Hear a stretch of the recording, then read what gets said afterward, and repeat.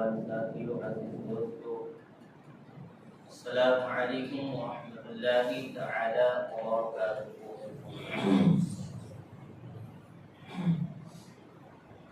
الحمد لله الذي نور قلوب العارفين بسراج الهداية والفرقان، والصلاة والسلام على سيد الإنس والجان وعلى آله وأصحابه الكرام، أما بعد. قال الله تبارك وتعالى في القرآن العظيم والفرقان الحميد: أعوذ بالله من الشيطان الرجيم، بسم الله الرحمن الرحيم. يا أيها الذين آمنوا لا تتخذوا بطانة من دونكم لا يألونكم خبالا ودوا ما عنتم. آمنت بالله صدق الله المولانا العظيم وبلغنا على رسوله الكريم. مولاي صل وسلم دائما أبدا على حبيبك خير الخلق كلهم محمد سيد الكونين والثقلين والفريقين من عرب ومن عجم، منزه عن شريك في محاسنه فجوهر الحسن فيه غير منقسم. يا رب بالمصطفى بلغ مقاصدنا واغفر لنا ما مضى يا واسع الكرم. آئیے سورہ آل عمران کی آیت نمبر 118، جس کو میں نے آپ حضرات کے سامنے تلاوت کرنے کا شرف حاصل کیا، اس کے متعلق کچھ باتیں پیش کرنے سے پہلے ہم سبھی مل کر اپنے اور ساری کائنات کے آقا مرکز عقیدت، ہم بے کسوں کے کس، بے بسوں کے بس، محسوم آمینہ، مالک رکاب فخر عرب ادم، سیاد لا مکا حضور سیدنا احمد مجتبی محمد مصطفی ارواح نافدہ صلی اللہ علیہ وسلم کی بارگاہ عالیہ میں جھوم جھوم کر درود پاک پڑھیں. اللہم صل علی سیدنا و مولانا محمد بارک وسلم صلاۃ و سلام علیک یا رسول اللہ صلی اللہ تعالی علیہ وسلم. ایک مرتبہ اور نبی اور آل نبی کی بارگاہ میں درود شریف پڑھیں. صلی اللہ علی نبی و آلہ صلی اللہ تعالی علیہ وسلم، صلاۃ و سلام علیک یا رسول اللہ صلی اللہ علیہ وسلم.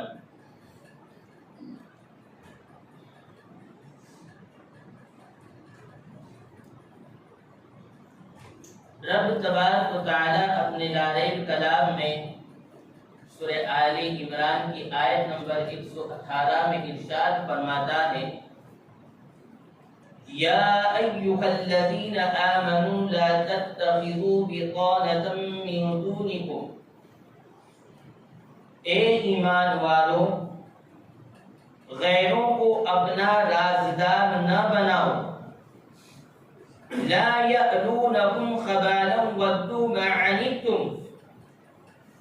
وہ تمہاری بربادی میں کوئی کسر نہیں چھوڑیں گے.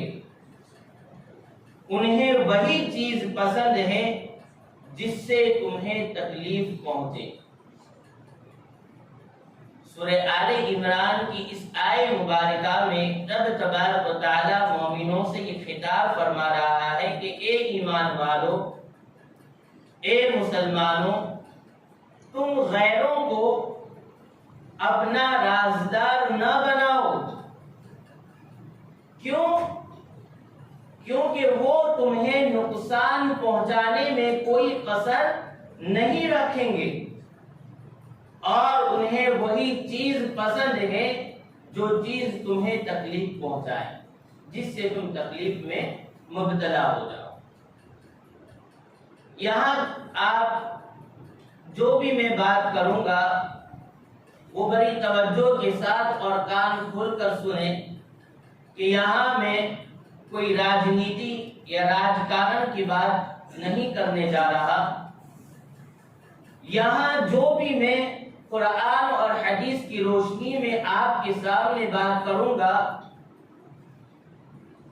تو اس کا مقصد ہمارا معاشرتی مقصد ہے، ہمارا سماجی مقصد ہے، ہمارا گھریلو مقصد ہے کہ ہم اپنے معاشرے میں کس طرح جئیں، ہم اپنے سماج میں کس طرح رہیں، ہم اپنی گھریلو زندگی میں ہم کس طرح ایک مسلمان ہو کر دوسرے مسلمان کے ساتھ رہیں، یہ مقصد ہے۔ آپ کا راجکارن، آپ کی راجنیتی، آپ کا جو بھی مسئلہ ہے وہ آپ کو مبارک، نہ مجھے آج انٹرسٹ ہے، نہ کل تھا، نہ آئندہ ان چیزوں میں مجھے کوئی لینا دینا ہے۔ میں جو بھی انشاءاللہ تعالی بات کروں گا وہ اپنے معاشرے کے لیے، اپنی کمیونٹی کے لیے، اپنے سماج کی بھلائی کے ہت کے لیے میں انشاءاللہ تعالی قرآن اور حدیث کی روشنی میں بات کروں گا۔ یہاں پر اللہ تبارک و تعالی مومنوں سے خطاب فرما کر انہیں ہوشیار کر رہا ہے اور خبردار کر رہا ہے کہ تم کہیں کسی کے جھانسے میں آ کر، کسی کی دوستی کے فریب میں، کسی کی دوستی کے دھوکے میں آ کر، یا کسی کے پیسوں کی لالچ میں آ کر اپنے ایمان کو بیچ مت دینا۔ اور جب تم مسلمان ہو، جب تم اہل ایمان ہو تو تمہاری یہ ذمہ داری ہے، قرآن یہ کہتا ہے کہ تمہاری جو بھی راز کی باتیں ہیں، دو بھائیوں کے درمیان جو راز کی باتیں ہیں، میاں بیوی کے درمیان جو راز کی باتیں ہیں، باپ اور بیٹے کے درمیان جو راز کی باتیں ہیں، گاؤں کی جو راز کی بات ہے، جو سماج کی راز کی باتیں ہیں، جو ہمارے گھر کی اپنی جو ضروری راز کی باتیں ہیں، جو مسجد اور مدرسہ کی راز کی باتیں ہیں، جتنے بھی جو راز کی باتیں ہیں، اس کے بارے میں اگر تمہیں یہ خوف ہو کہ یہ باتیں اگر لیک ہوئی، اگر یہ باتیں منکشف ہو گئی، غیروں کو پتہ چل گئی، جس سے ہمارا گھر اجڑ سکتا ہے، جس سے دو بھائیوں کے درمیان دشمنی ہو سکتی ہے، جس سے میاں بیوی کے درمیان طلاق کا معاملہ آ سکتا ہے، جس سے بیٹے اور باپ کے درمیان دشمنی کھڑی ہو سکتی ہے، جس میں محلے میں بڑا جھگڑا ہو سکتا ہے، جس کی وجہ سے گاؤں میں ایک بڑا ایشو کھڑا ہو سکتا ہے، یہ تمام باتیں قرآن تمہیں یہ درس دیتا ہے کہ ہرگز ان باتوں کا رازدار تم کسی غیر کو مت بتاؤ۔ غیر تو اس طاق میں بیٹھے ہیں کہ کسی طرح مسلمانوں کو بدنام کیا جائے، مسلمانوں پر حملہ کیا جائے، مسلمانوں کو نقصان پہنچا جائے، مسلمانوں کی جو پراپرٹی ہے ان پراپرٹی کو کسی نہ کسی طریقے سے نقصان پہنچایا جائے۔ یہ تمام باتیں ہمیں سوچنے والی ہیں، اور یہ راز کی باتیں جس کے رازدار تمہیں ایمان والوں کو بنایا گیا ہے، ہرگز ان باتوں کو غیروں کے سامنے بیان نہ کرے، اس کو پوشیدہ رکھے، اور اسلام کے ہت کے لیے، اسلام کی سربلندی کے لیے، اسلام کو بلند اور لوگوں کے درمیان معزز بنانے کے لیے ہمیں خود راہ عمل پر آنا ہوگا۔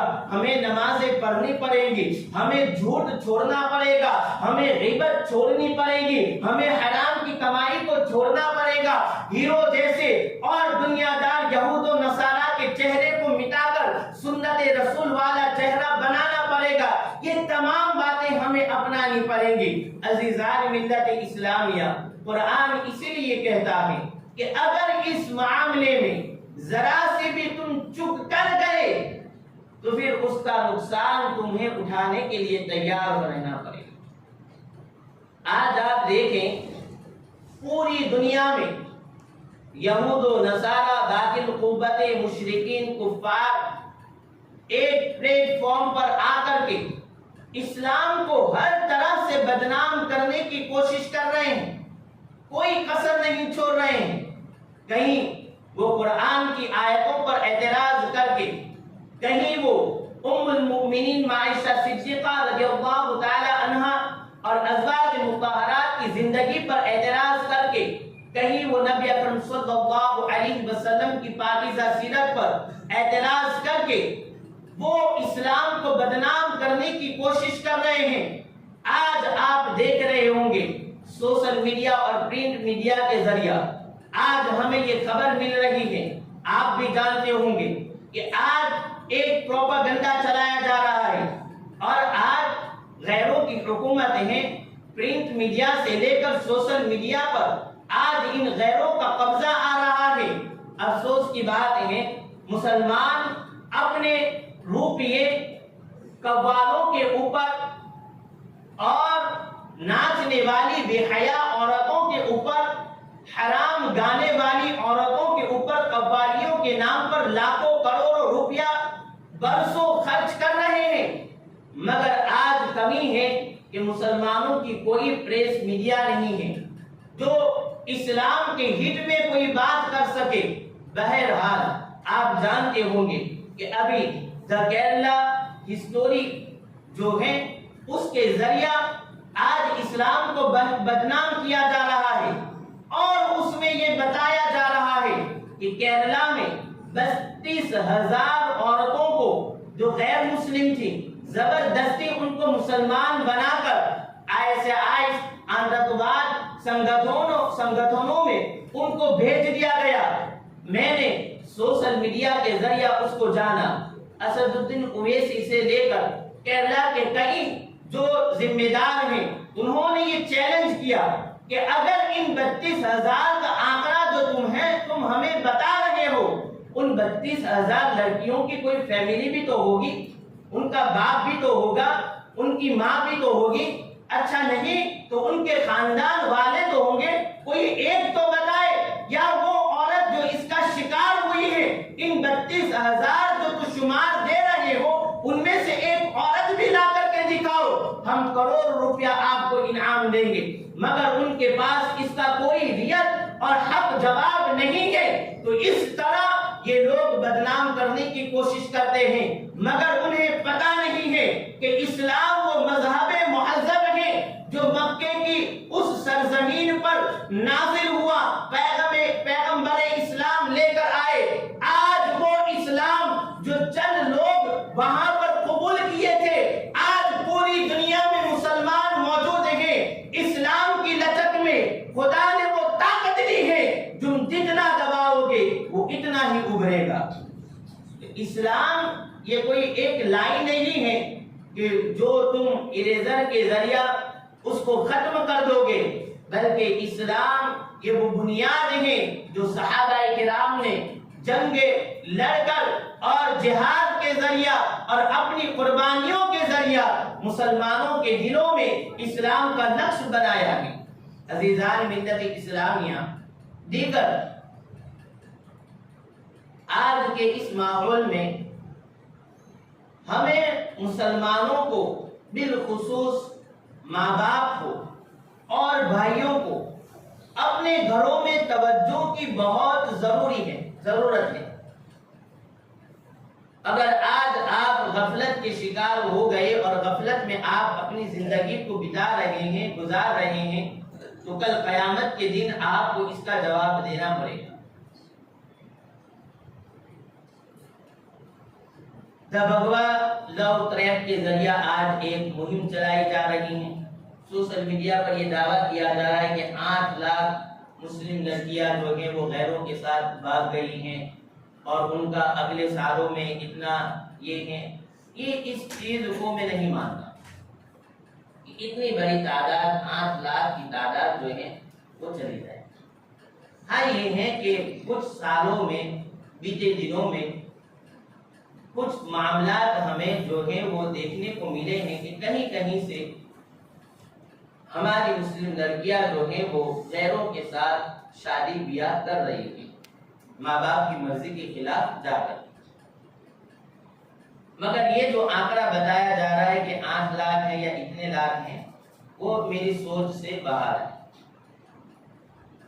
دوسرا یہ کہ سوشل میڈیا پر ہر ایک خبر جو ہے یہ وہ محقق نہیں ہوتی ہے، تحقیق شدہ نہیں ہوتی ہے، کنفرم نہیں ہوتی ہے کہ یہ حقیقت ہے۔ آج سوشل میڈیا کا زمانہ ہے، لوگ ایڈیٹنگ کر کے کاغذات سے لے کر کے ہر چیز میں ایڈیٹنگ ہو رہا ہے، تو ایڈیٹنگ کے ذریعہ بھی جھوٹی خبریں پھیلائی جا رہی ہیں۔ مگر اس کے باوجود ہمیں ہوش کے ناخن لینے چاہیے اور اپنے گھروں میں جو ذمہ دار ہیں انہیں اس بات کا خیال رکھنا چاہیے اور ہر شخص کو اپنی ذمہ داری نبھانی چاہیے۔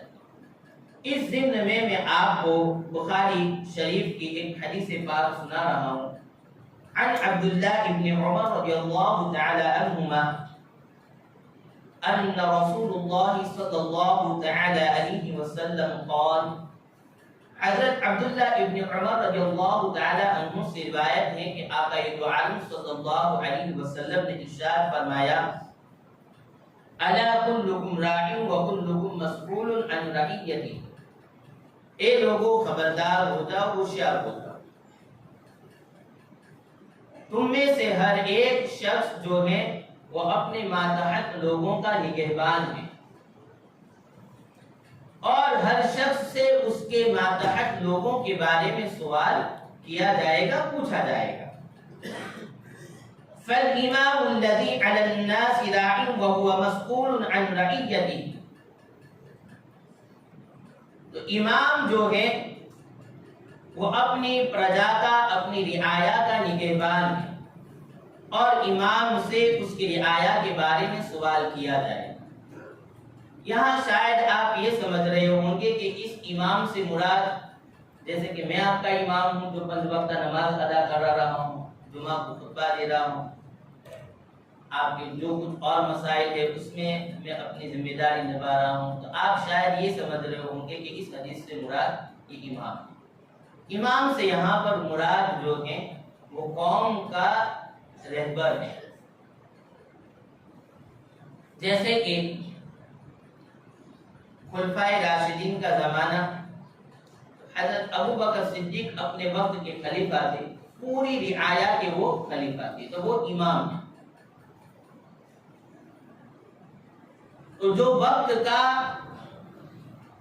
خلیفہ ہوتا ہے اور اس کے ماتحت جو رعایا ہوتی ہے، ان رعایا کا جو خلیفہ ہوتا ہے وہ یہاں پر مراد ہے۔ مگر اب جو ہے وہ بات نہیں رہی ہے، مگر یہاں سے مراد ہم یہ لے سکتے ہیں کہ قوم کا جو بھی بڑا ہے، جو بھی با اثر شخص ہے، جو بھی ولیل ہے، کہ جس کا کوئی سنتا ہے اور جس کی بات پر لوگ متفق ہوتے ہیں، ایسے لوگ یہاں سے مراد ہیں جو قوم کے رہبر ہیں۔ اس میں بھی شامل ہو جاتا ہوں کہ ہماری ایک پوری ذمہ داری ہے کہ ہمیں قوم کو صحیح راہ کس طرح دکھانی۔ تو فرمایا گیا کہ قوم کا جو بڑا ہے وہ اپنی پوری رعایا کا ذمہ دار ہے۔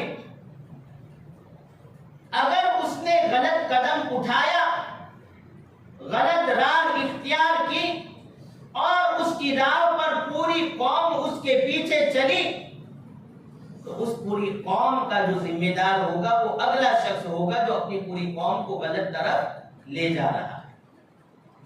اور اگر وہ صحیح راہ پر چل رہا ہے تو پھر سبحان اللہ، اللہ اس کو بہت بڑا اجر دے گا۔ اور اس کی یہ ذمہ داری ہے کہ قوم اگر اس پر بھروسہ کر رہی ہے، قوم نے اگر اس کو وکیل بنایا ہے، قوم نے اس کو اگر اپنا بڑا مانا ہے، اور قوم نے اگر اس پر بھروسہ کیا ہے، تو اس شخص کی ذمہ داری ہے کہ وہ اپنی قوم کے لیے ہر دم وہ کام کرے گا کہ جس کام سے اپنی پوری رعایا کی، پوری قوم کی بھلائی ہوگی۔ اگر اس کے فیصلے سے قوم کو نقصان ہوا تو دنیا میں بھی اس کا بھگتان اسے بھگتنا پڑے گا، اور قیامت کے رب کے دن رب کے حضور اسے اس کا جواب بھی دینا پڑے گا۔ اسی لیے فرمایا گیا ہے، اعلیٰ حضرت امام اہل سنت قضاء شریف میں فرماتے ہیں کہ اگر علماء کے بارے میں فرمایا کہ علماء اگر سنت مؤکدہ چھوڑیں گے تو قوم جو ہے وہ فرض چھوڑے گی، اور علماء اگر فرض چھوڑیں گے تو لوگ جو ہیں وہ گناہ کبیرہ میں مبتلا ہو جائیں گے۔ علماء اگر مکروہ میں مبتلا ہوں گے تو قوم جو ہے وہ ناجائز کاموں میں مبتلا ہوگی۔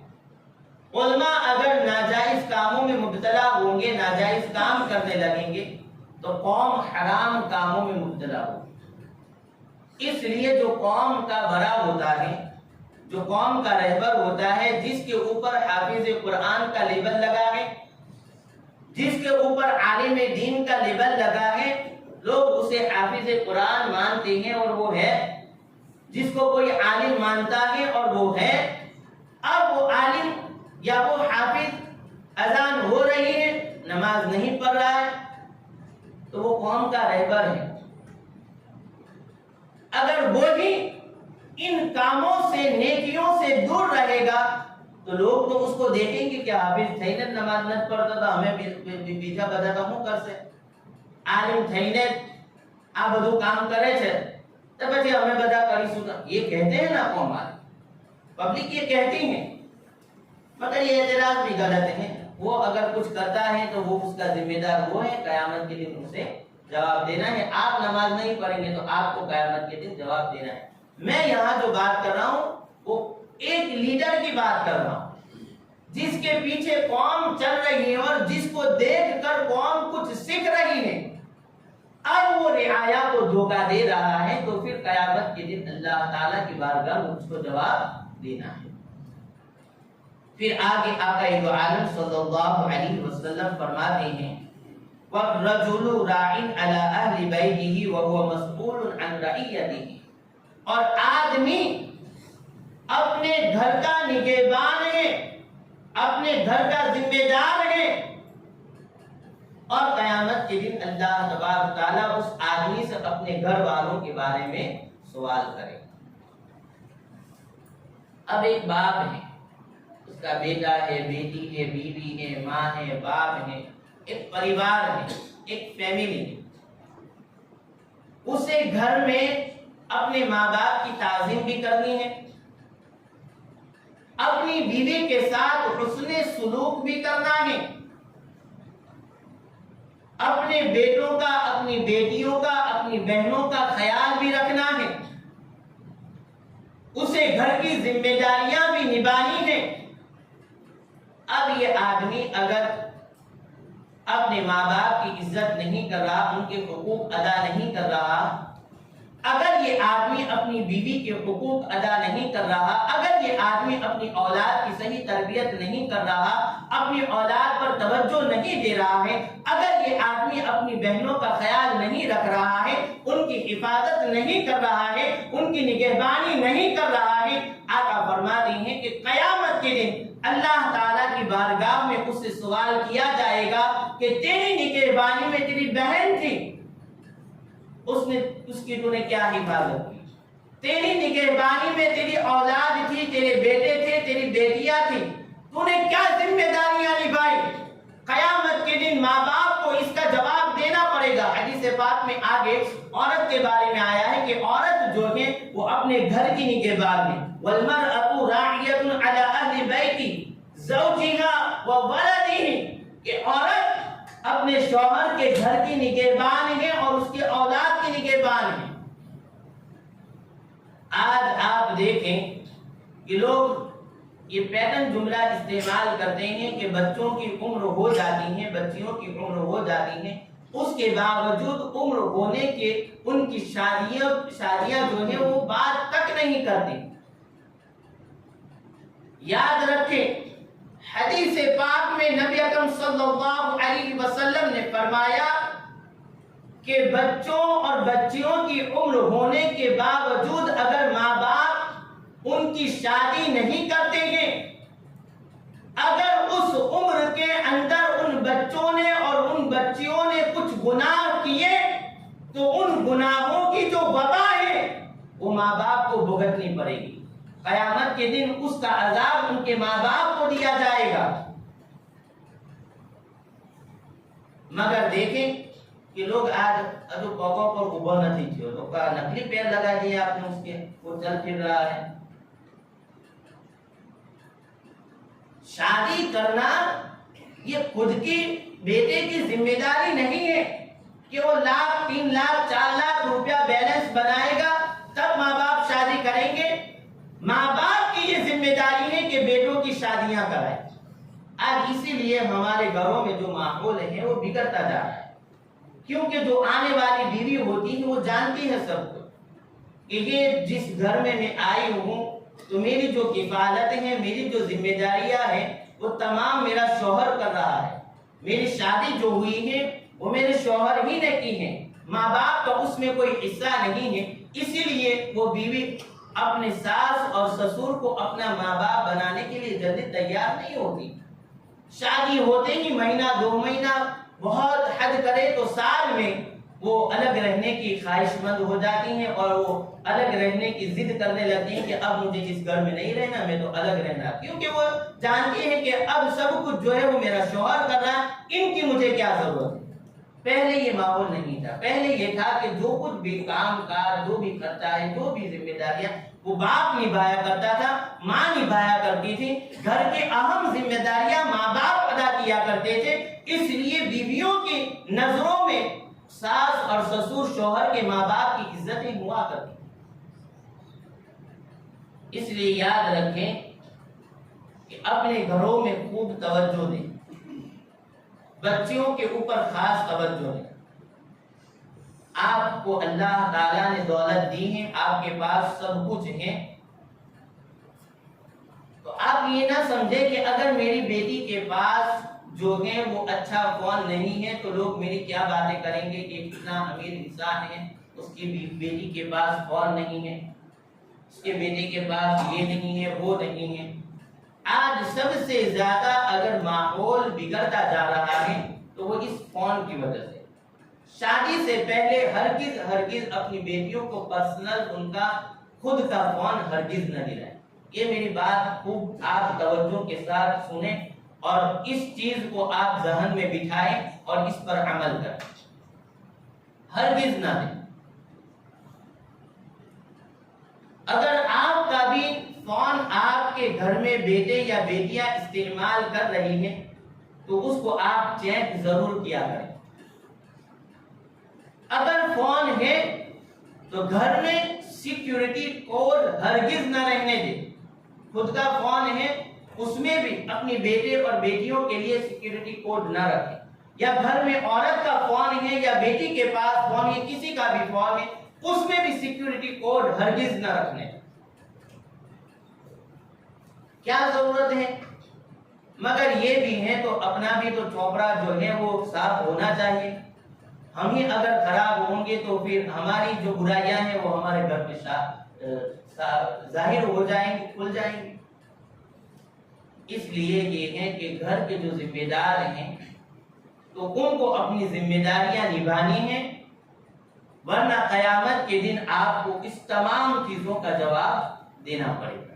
اور یہ حدیث پاک میں آقا دو عالم صلی اللہ علیہ وسلم نے فرمایا کہ ہر شخص اپنے گھر کا ذمہ دار ہے اور قیامت کے دن اللہ تعالیٰ اس شخص سے اس کی ذمہ داریوں کے بارے میں پوچھا جائے گا۔ آج میں ایجوکیشن کا مخالف نہیں ہوں، آپ اپنے بیٹوں کو خوب پڑھائیں، بیٹیوں کو بھی اگر ضرورت ہے اور آپ محسوس کر رہے ہیں تو ذمہ داری کے ساتھ ان کو اسکول اور کالج بھیجیں۔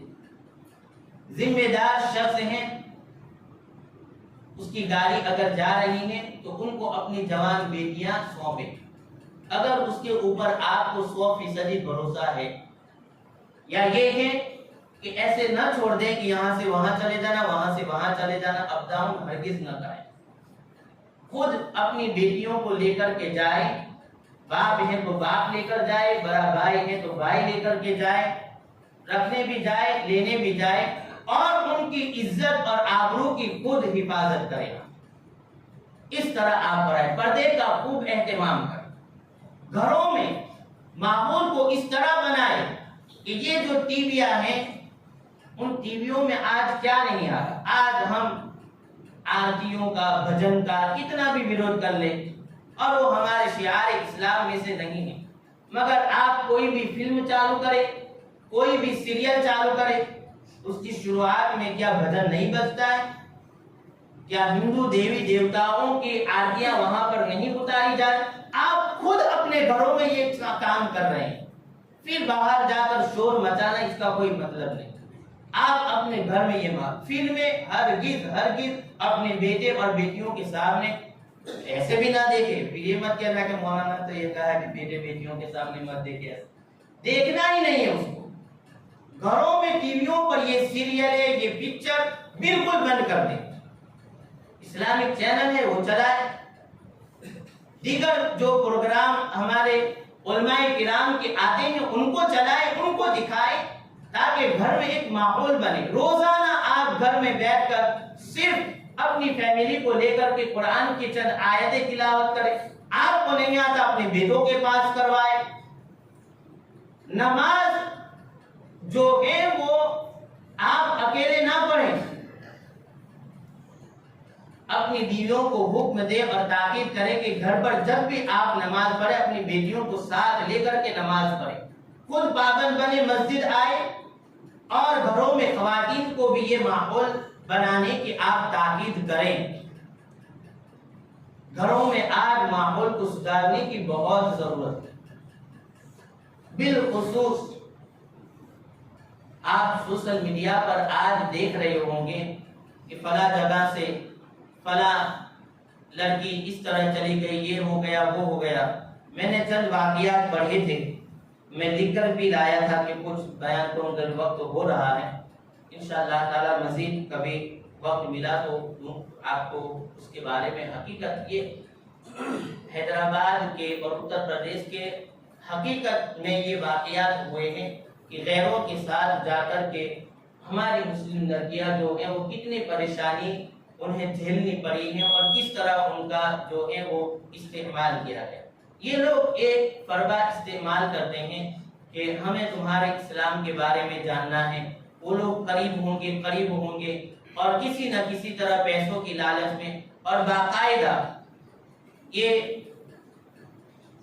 ایک تحریک جو ہے, سنگٹھن جو ہے, وہ اس نے باقاعدہ ان لوگوں کو چھوٹ دی ہوئی ہے کہ آپ کسی نہ کسی طریقے سے مسلم لڑکیوں کو اپنے پیار میں پھنساؤ اور شادی کرو.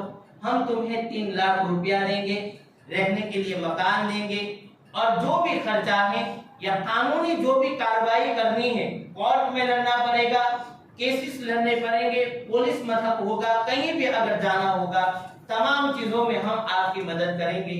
اس طریقے سے یہ سنگٹھن چلا رہے ہیں. خدا را انگلش کے چکر میں, اعلیٰ ایجوکیشن کے چکر میں, دنیاوی کامیابی کے چکر میں ہرگز اپنی عورتوں کو, اپنی بیٹیوں کو, اپنی گھر کی عزتوں کو آپ اس طرح آوارہ لوگوں کے حوالے نہ کریں. اور بالخصوص گھروں میں آپ خوب توجہ دیں اپنی بیٹیوں کی زندگی پر, انہیں اسلامی ماحول میں لانے کی کوشش کریں, انہیں دنیاوی نقصانات اور یہ جو تمام چیزیں ہیں گناہ کبیرہ جو ہیں ان تمام چیزوں سے انہیں بچنے کی تاکید کریں. گانوں سے, بازوں سے, ڈی جے سے, ناچ گانے, تمام چیزوں سے ان کو بچانے کی کوشش کریں.